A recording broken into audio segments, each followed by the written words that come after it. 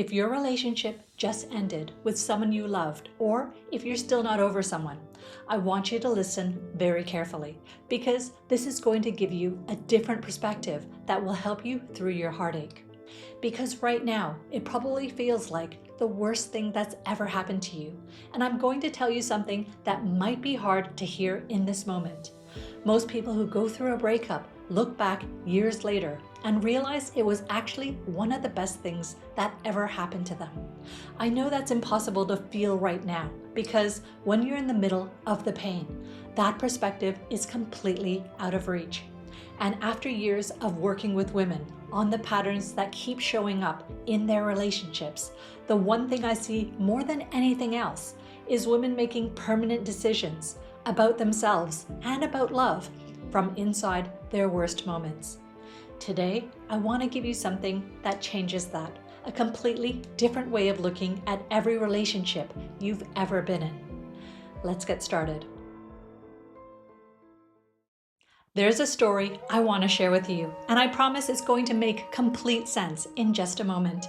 It's an ancient Zen story, and on the surface, it has nothing at all to do with relationships, but it's probably the most accurate way I've ever found to describe what's really happening every time something in your life ends. So stay with me. It goes like this. There was a farmer who was quite poor, working hard on his land, and one day his horse escaped. His neighbor came over and said, "I heard your horse escaped. That's terrible. Such bad luck." And the farmer looked at him and just said, "Maybe." A few days later, the horse returned and brought back with it 3 wild horses. The neighbor came running back. "You're so lucky. You now have 4 horses." The farmer just looked at him again and said, "Maybe." Then one day, the farmer's son was trying to tame one of the wild horses. He got thrown off and broke his leg. The neighbor once again came running back. "How unfortunate. That's terrible luck." And the farmer repeated, "Maybe."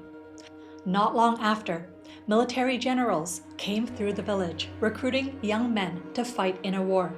But because the son's leg was broken, he couldn't go. The neighbor, I'm sure you're not surprised, came back and said, "You have such good luck. Your son gets to stay."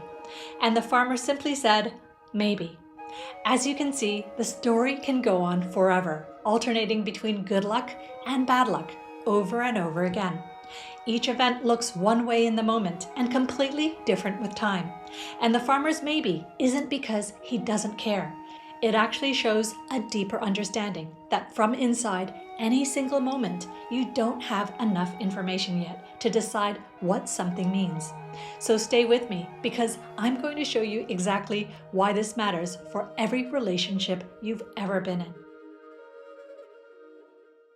I want you to think about a relationship that ended and at the time felt like the worst thing that could ever happen to you.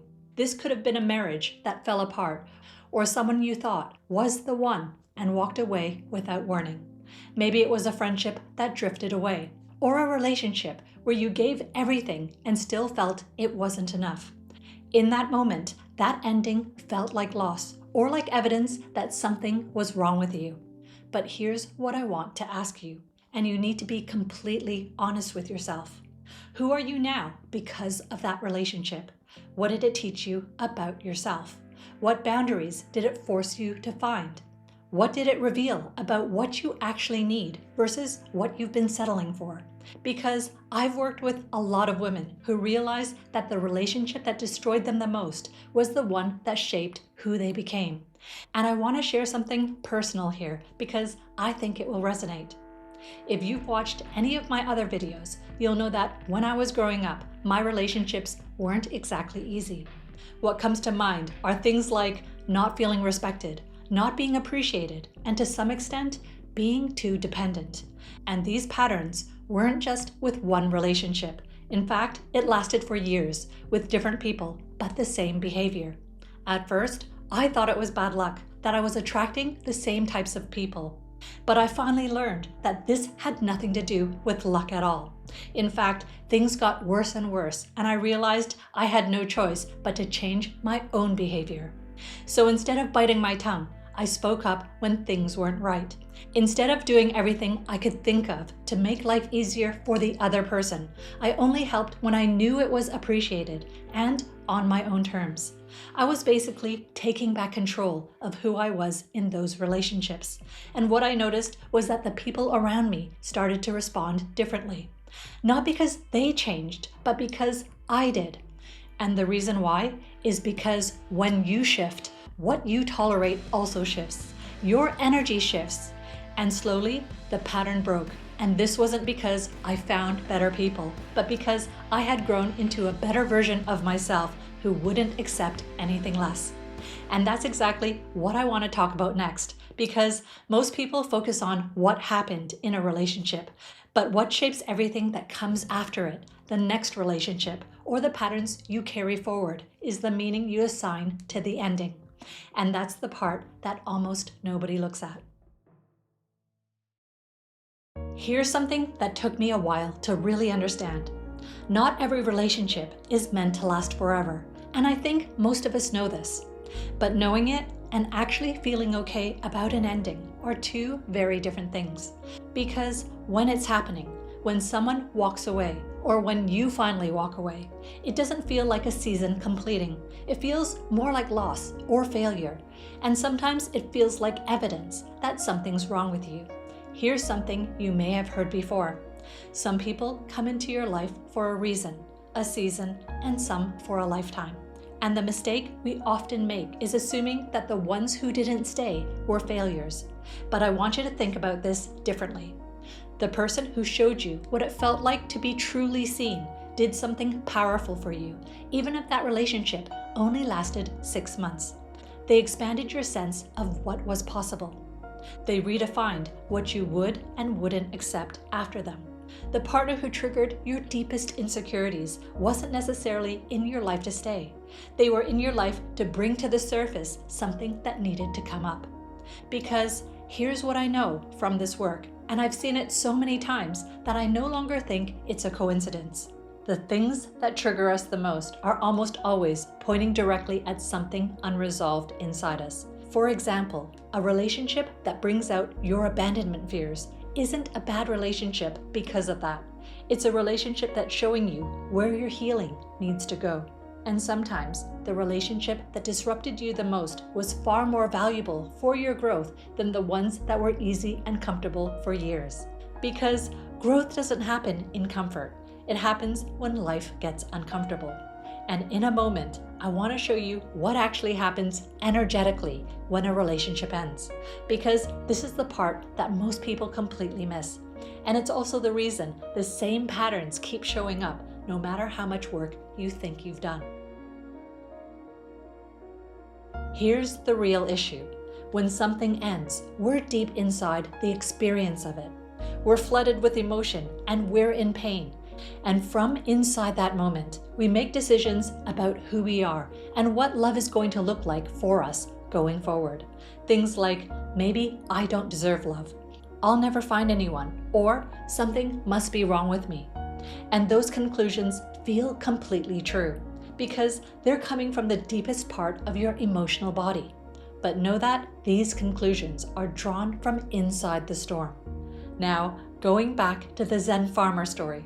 The farmer's neighbor looks at the escaped horse and immediately decides this is bad. And he's not wrong based on what he can see. He just doesn't have the full picture yet, and neither do you when a relationship ends. You don't know what person you'll become because of it. You don't know what will open up for you. But what you do have control over is what you take from it.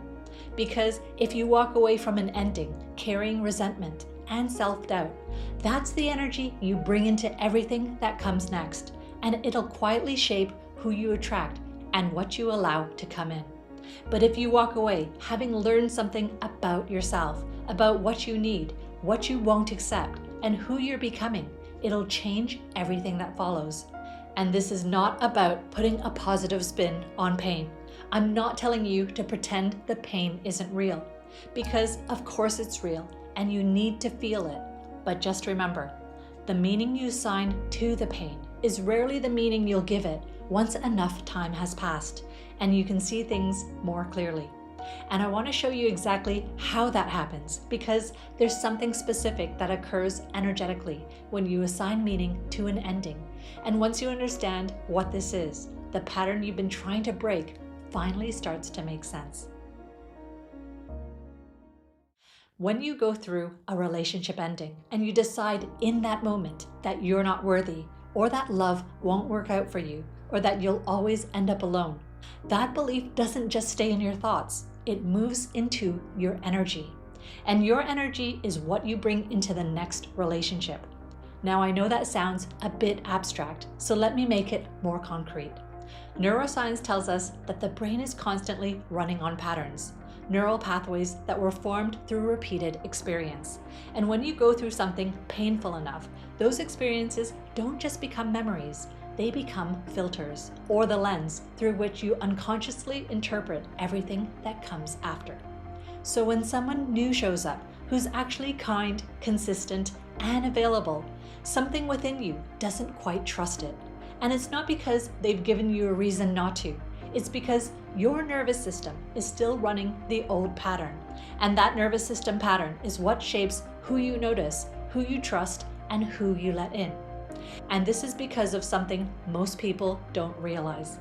You don't attract who you want. You attract who you are. And this isn't who you are on the surface, like the capable, self-aware, growth-oriented person you present to the world.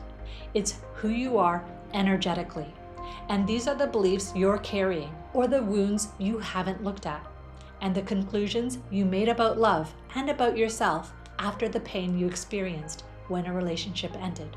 Because when you haven't processed the grief of an ending, or the guilt, or the anger, or whatever negative emotion you're holding onto, you will undoubtedly carry those unresolved conclusions forward.